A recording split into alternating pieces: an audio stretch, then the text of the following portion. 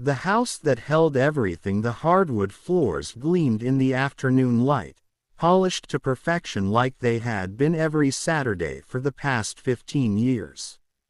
Michael pressed his palms against the cool wood, feeling the grain beneath his fingertips, and wondered how he had ended up here, face down in the living room of what used to be his home, with a birthday cake melting beside him and two people standing over him like judges at a trial he never knew he was attending. The yellow walls seemed dimmer now, though nothing about them had changed. Sarah had picked that color when they first moved in, back when everything was possible and the future stretched out before them like an open road. Sunshine yellow, she had called it, laughing as she painted streaks across his nose. So even on the griest days, we'll remember there's light somewhere. But there was no light in her eyes now as she stood above him, hands on her hips, wearing that red top he had bought her for their anniversary 3 years ago. The black skirt was new, though. He didn't recognize it. There were probably a lot of things about Sarah he didn't recognize anymore. "Get up, Michael," she said, her voice sharp and cold like the January wind that rattled the windows at night. "Stop being dramatic." Dramatic. The word hung in the air between them, heavy with all the accusations that had piled up over the months. He was too dramatic when he cried at his father's funeral. Too dramatic when he lost his job at the manufacturing plant. Too dramatic when he asked her to please, just once, put down her phone during dinner and talk to him like they used to. Behind her, through the French doors that separated the living room from the dining room, stood Marcus. Of course it was Marcus.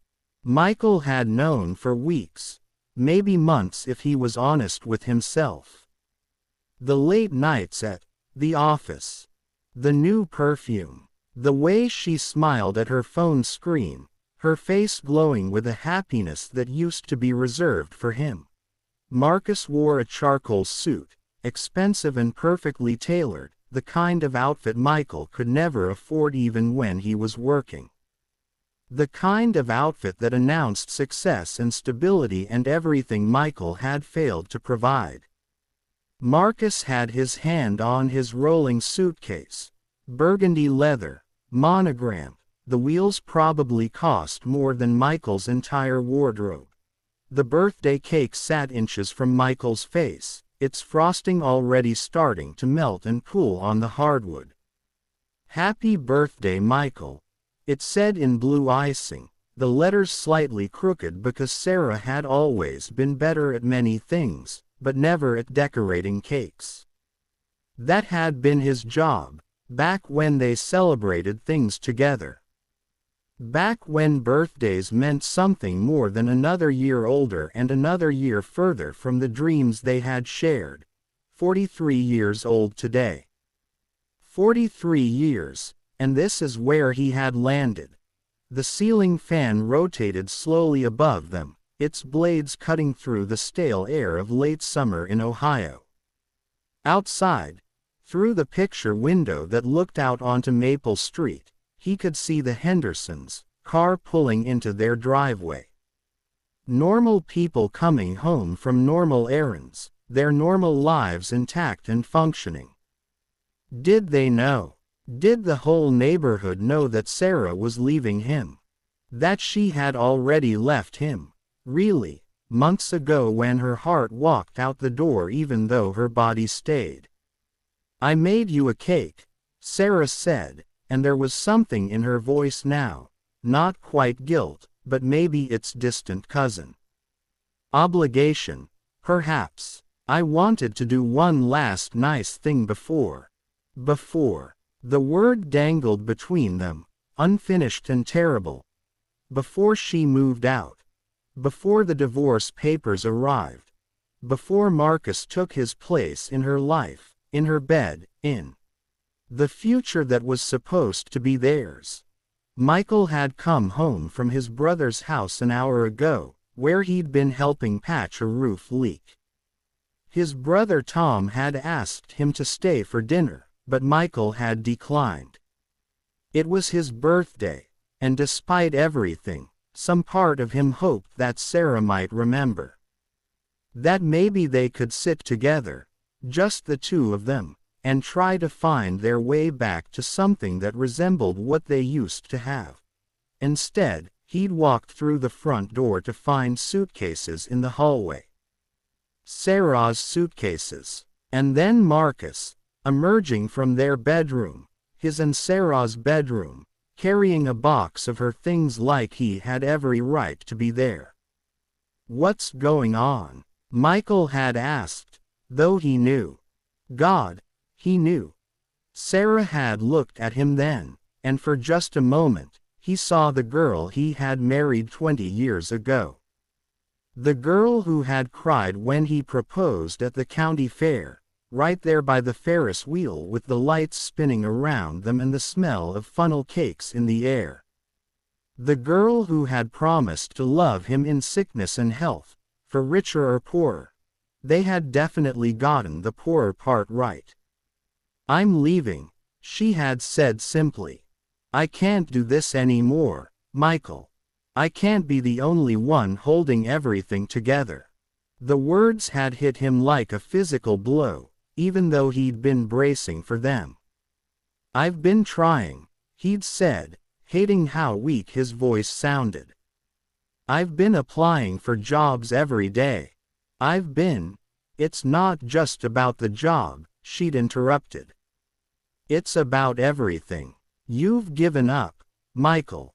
You wake up, you apply for a few positions online, and then you just sit there. You don't talk to me anymore. You don't look at me. It's like living with a ghost. I'm depressed," he'd said, the words barely a whisper. "I'm trying to deal with it, but then see someone. Get help.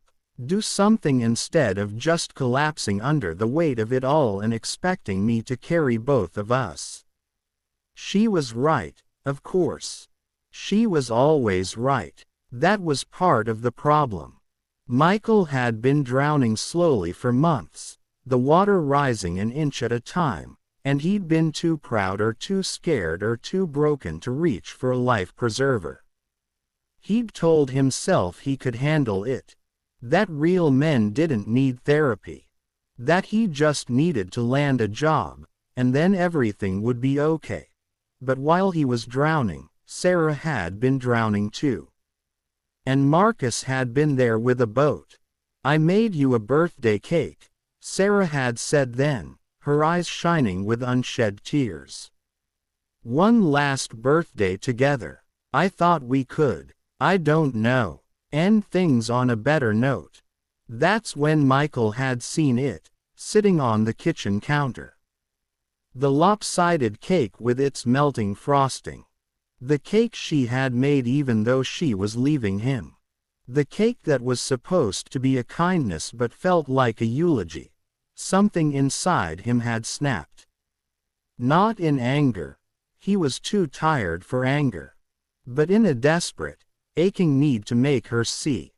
To make her understand that he was still here, still real, still the man she had loved once upon a time. He'd grabbed the cake and brought it into the living room, setting it down on the floor. Then he'd laid down beside it, pressing his body against the hardwood like he was trying to disappear into it. If he was already at rock bottom, he might as well look like it. "Michael, what are you doing?" Sarah had asked, following him. "I'm celebrating," he'd said, his voice muffled against the floor. "It's my birthday. I'm 43 years old. My wife is leaving me for her coworker. I haven't had a steady job in 8 months, and there's a cake. So I'm celebrating." That's where they were now. Sarah standing over him, frustrated and exhausted and maybe a little bit heartbroken herself. Marcus in the doorway, silent and uncomfortable, probably regretting every decision that had led to this moment. And Michael on the floor, face down, too tired to even cry anymore. The house creaked around them, settling into the late afternoon heat. This house had seen so much. Their wedding night, when they'd been too excited to sleep and had stayed up until dawn making plans. The nursery they'd painted blue, 3 times, once for each miscarriage that had slowly eroded something essential between them. The night Sarah's mother died, when they'd held each other on the couch and he'd stroked her hair while she sobbed. The morning he'd gotten his promotion at the plant, when they'd danced in the kitchen and he'd lifted her up and spun her around. All of it had happened within these yellow walls. All the love and hope and disappointment and loss. And now this, the ending they'd never imagined when they signed the mortgage papers, their signatures looping together on the page like they were signing a promise that nothing could break them. "I'm sorry," Michael said finally, his words absorbed by the floor. "I'm sorry I wasn't enough." He heard Sarah's sharp intake of breath, felt the shift in the air as she moved closer. For a moment, he thought she might kneel down beside him.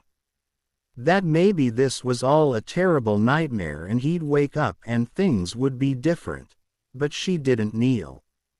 She just stood there, and when she spoke, her voice was thick with emotion. "It's not about being enough, Michael. It's about being present. And you haven't been present for a long time." She was right. He knew she was right. But knowing it didn't make it hurt any less. The ceiling fan continued its lazy rotation. The Hendersons' car door slammed shut. Somewhere down the street, children were playing, their laughter drifting through the open window like a reminder that the world kept turning even when your own world was falling apart. Marcus cleared his throat awkwardly. "Sarah, we should probably go. The movers are coming at 5. Movers. She had hired movers. This wasn't a spontaneous decision made in the heat of anger. This was planned, organized, final. Michael closed his eyes. The hardwood was cool against his cheek, solid and real. Everything else felt like it was dissolving, but the floor remained. He focused on that. The simple fact of the floor beneath him, holding him up even as everything else fell away. "Michael," Sarah said softly, "please get up. Don't make this harder than it already is." But harder for whom? For her. She was the one leaving. She was the one who had found comfort in someone else's arms. She got to walk away and start fresh while he stayed here, haunted by the ghost of everything they'd been. Still, he pushed himself up slowly, his palms leaving temporary prints on the polished wood. He sat back on his heels and looked up at his wife, his soon-to-be ex-wife. She looked tired, beautiful, even in her anger and frustration, but tired. The past few months had worn on her too. He'd been so absorbed in his own pain that he'd failed to see hers. "I'm sorry," he said again, because what else was there to say? Sarah's face crumpled slightly. "I'm sorry too. I really am. I wanted this to work. I tried for so long, Michael. But I can't be your only reason to keep going. You have to find that within yourself." She was giving him therapy speak now, words she'd probably learned from the counselor she'd been seeing, alone, because he'd refused to go. Another failure to add to the list. Marcus shifted uncomfortably by the door. "I'll be in the car," he said quietly, and disappeared through the French doors with his expensive suitcase rolling behind him like a victory parade. When it was just the two of them, Sarah sat down on the arm of the cream-colored couch they'd bought at a yard sale in their first apartment. "I left some things in the fridge for you," she said. "And the bills are all paid through the end of the month." After that, it would be his responsibility. His house, his life, his loneliness. "The cake," she said, glancing at it. "It's chocolate. Your favorite." "Yeah," he managed. "Thanks." She stood up, smoothing her skirt. "You should eat something. And Michael, please call Tom, or your mom. Don't be alone tonight." He nodded, not trusting his voice. Sarah walked to the door, then paused. "I did love you," she said without turning around. "I need you to know that. I loved you so much it hurt. But love isn't always enough." Then she was gone, the door closing behind her with a soft click that sounded like the end of everything.